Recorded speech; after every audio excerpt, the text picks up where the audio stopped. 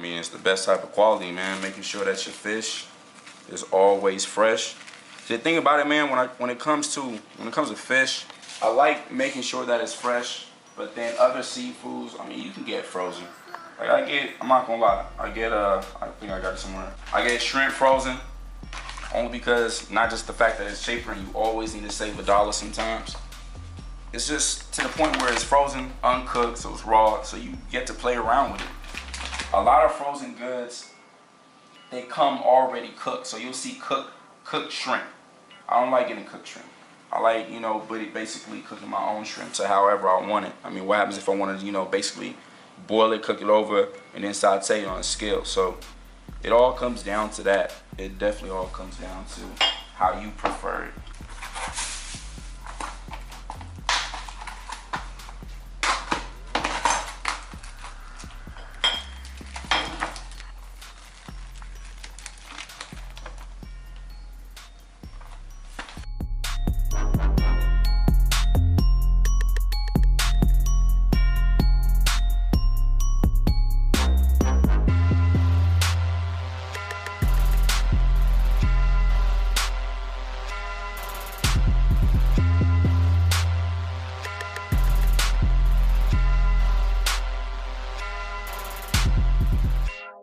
Breakfast, I mean, pretty much everybody says breakfast is the most important meal of the day.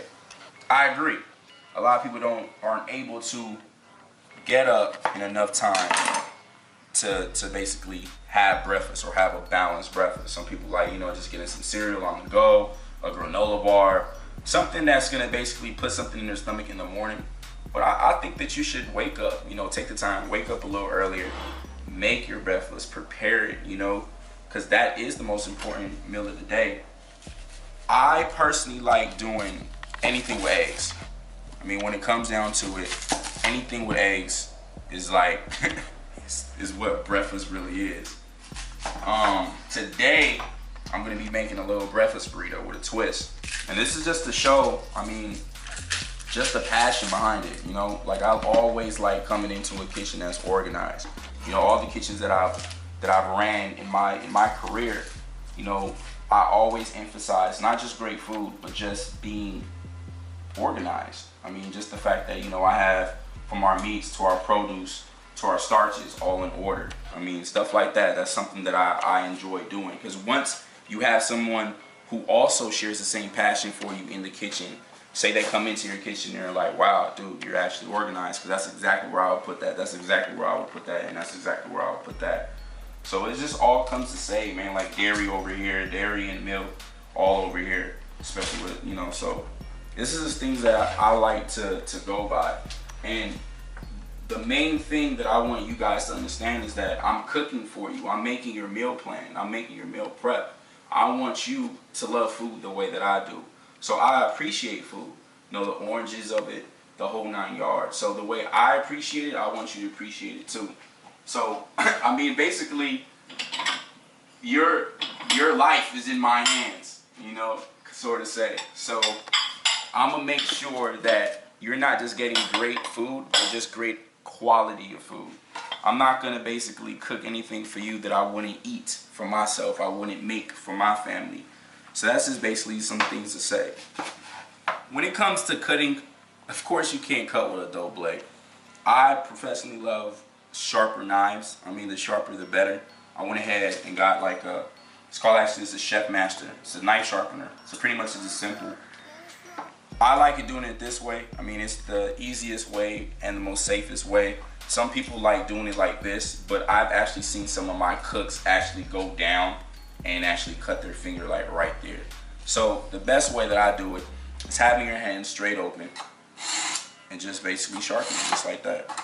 Some people actually use like the iron mask. That's basically this way.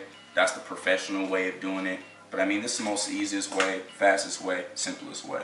And after you do that, you want to basically clean your knife, because some of the particles can be left on your knife if you get in your food. So right now, I'm basically cutting onions. There's going to be two of the meals that I'm actually going to be making are going to have onions in it. But because of presentation wise, you basically want to make sure that you have the right cut of an onion.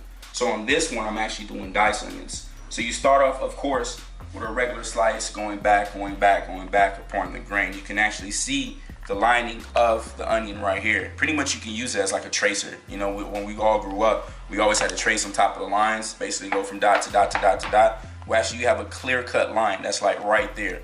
So you're actually slicing through each single line. I mean, once you get really, really, really good and you have a really great knife, some people just boom, boom, boom, boom.